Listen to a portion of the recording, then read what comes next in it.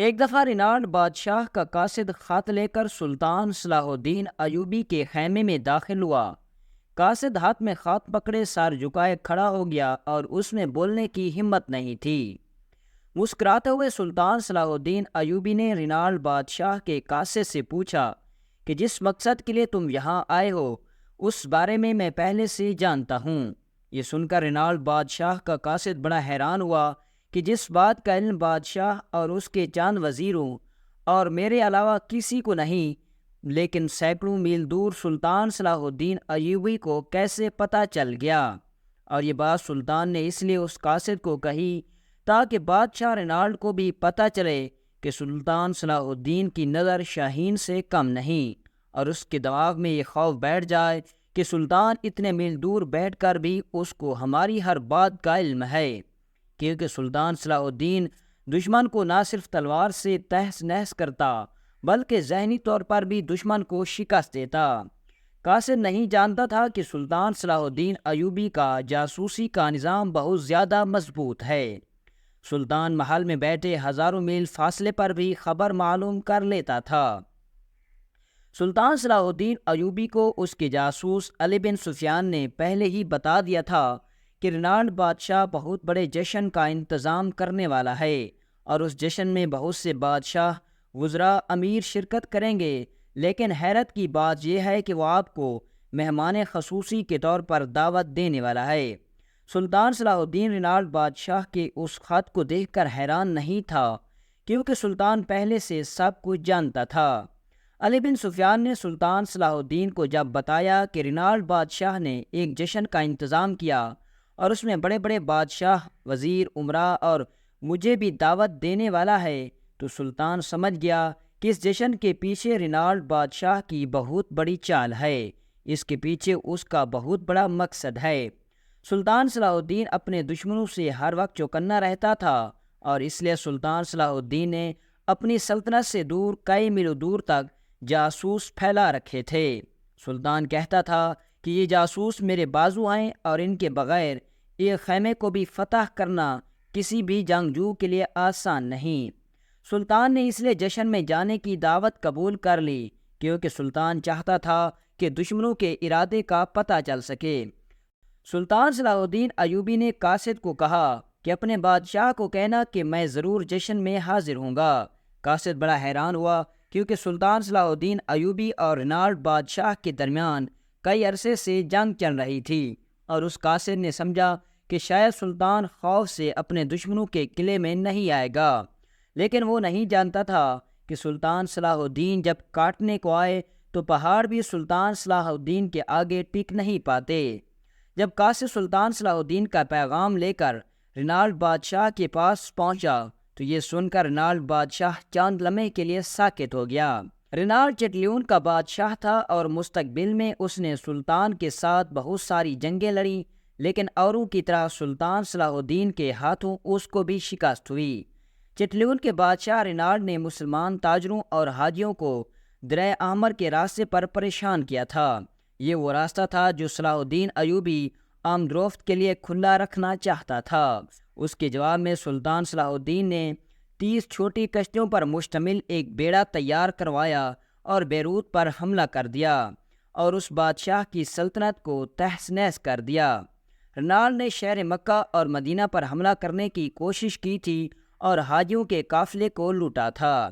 Reynold بادشاہ نے کہا اگر میں سلطان صلاح الدین کی جگہ ہوتا تو کبھی بھی اس کے جشن میں نہیں جاتا۔ اس نے پھر کہا کہ جب گیدڑ کو موت آتی ہے تو وہ پھر بھیڑیوں کے جھنڈ میں گھس جاتا ہے۔ یہ سن کر رینالڈ بادشاہ کے دربار میں کہکے لگنے لگے۔ جشن کا وقت قریب آ رہا تھا، لیکن رینالڈ بادشاہ کو ابھی بھی یقین نہیں تھا کہ سلطان صلاح الدین ایوبی جشن میں آئے گا۔ سلطان کی سوچ کے مطابق رینالڈ بادشاہ نے سلطان کے لیے بہت بڑا منصوبہ تیار کر رکھا تھا اور اس جشن میں اس نے اپنے منصوبے کو پایہ تکمیل تک پہنچانا تھا۔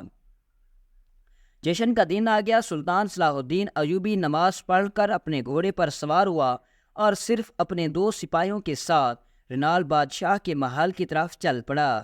جب سلطان صلاح الدین محل پہنچا تو 1000 گھوڑا جس پر سپاہی بیٹھے ہوئے تھے سلطان صلاح الدین ایوبی کی استقبال کے لیے آئے اور خود رینالڈ بادشاہ سلطان کے پاس آیا اور سلطان کو اپنی نشست پر لے گیا اور اپنے جشن کے بارے میں بتانے لگا۔ رینالڈ نے کہا، میں نے اس جشن میں 100 اونٹ، 500 بھیڑیں، 300 دمبے اور 100 کنتار مٹھائی تیار کی گئی اور یہ سب آپ کی خدمت میں کی گئی۔ پھر سلطان صلاح الدین کے سامنے کھانا پیش کیا گیا۔ کھانے کے بعد رینالڈ بادشاہ نے سلطان صلاح الدین ایوبی کو کہا کہ میں تمہیں اپنے سپاہیوں کو جوہر دکھانا چاہتا ہوں۔ تھوڑی دیر بعد سپاہی میدان میں اترے اور تلوار بازی کرنے لگے۔ ان کی تلوار بازی کو دیکھ کر سلطان کے ذہن میں بہت سارے خیالات آ رہے تھے۔ پھر اس کے بعد پہلوانوں کو میدان میں اتارا گیا اور ان کی کشتی شروع ہو گئی اور اسی طرح بہت سارے دیگر تقریبات کی گئیں اور آخر میں رینالڈ بادشاہ اپنی جگہ سے اٹھا اور بلند آواز میں کہا، اے لوگو، ہماری محفل میں آج مسلمانوں کے سلطان صلاح الدین ایوبی مہمان خصوصی بن کر آئے ہیں۔ ان کے بارے میں آپ نے سن تو رکھا ہوگا کہ اس نے کتنے بڑے بڑے علاقے فتح کیے، اور سلطان صلاح الدین کوئی عام انسان نہیں بلکہ بہت بڑا بہادر اور جنگجو سلطان ہے۔ اس لیے میں سلطان سے ایک سوال پوچھنا چاہتا ہوں تاکہ لوگوں کو بھی یقین آئے کہ سلطان نہ صرف تلوار چلانا جانتا ہے بلکہ اپنے عقل کو بھی چلانا جانتا ہے۔ یہ دیکھ کر تمام درباری اور سپاہی رینالڈ بادشاہ کی طرف دیکھنے لگے کہ اب رینالڈ بادشاہ کیا کرنے لگا ہے۔ تھوڑی دیر کے بعد 3 خوبصورت اور حسین و جمیل لڑکیاں سلطان صلاح الدین کے سامنے آ کر کھڑی ہو گئیں اور سلطان صلاح الدین کی نشست اوپر تھی اور وہ لڑکیاں نیچے زمین پر کھڑی ہوئی تھیں۔ سلطان نے اپنی نظریں جھکا لی تھیں کیونکہ سلطان نہ ہی شراب اور نہ ہی عورتوں میں دلچسپی رکھتا تھا بلکہ ان کو سخت نفرت کی نگاہ سے دیکھتا۔ بادشاہ نے کہا، سلطان معظم، میرا سوال یہ ہے کہ تینوں لڑکیاں جو آپ کے سامنے کھڑی ہیں ان میں ایک کنواری ہے اور 2 ایسی ہیں جن کا پردہ بکارت ذیل ہو چکا ہے اور اب یہ کنواری نہیں رہی، لہٰذا آپ ان تینوں کو دیکھ کر بتاؤ کہ ان میں سے کون سی لڑکی کنواری ہے اور کون سی کنواری نہیں۔ رینالڈ بادشاہ نے سوچ رکھا تھا کہ سلطان صلاح الدین کو اتنے بڑے جشن میں بڑے بڑے بادشاہوں، وزیروں اور امراء کے سامنے رسوا کرے گا۔ تمام لوگ سلطان صلاح الدین ایوبی کو حیرت کی نظروں سے دیکھ رہے تھے کہ سلطان صلاح الدین ایوبی رینالڈ بادشاہ کی اس پریکشا سے نہیں اتر سکے گا۔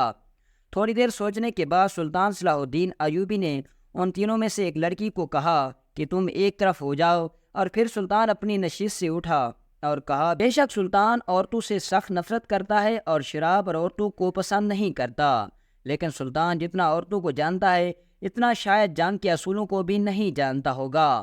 پھر سلطان نے اپنے نیام سے تلوار لہراتے ہوئے کہا، ان میں سے یہ لڑکی کنواری ہے اور باقی 2 اپنا کنوارا پن کھو چکی ہیں۔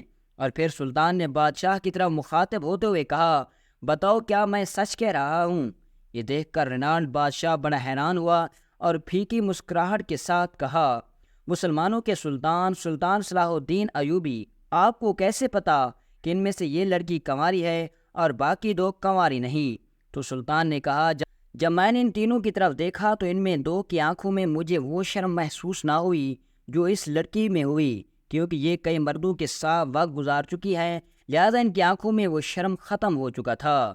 پھر سلطان نے کہا، اس لیے اس لڑکی میں وہ شرم محسوس کی جو اس کی آنکھوں میں تھی، لیکن ان 2 لڑکیوں کی آنکھوں میں وہ شرم بالکل نہیں تھی۔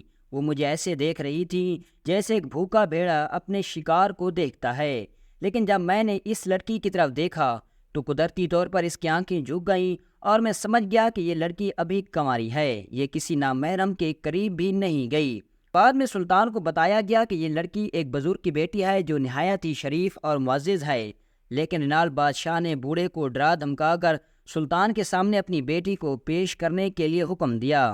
اس کے بعد سلطان صلاح الدین نے اپنے نیام سے تلوار نکالی اور ایک سپاہی سے تلوار لے کر سلطان نے اس کی تلوار کو ہوا میں اچھالا اور اپنی تلوار کو لہراتے ہوئے اس تلوار کے 2 ٹکڑے کر دیے۔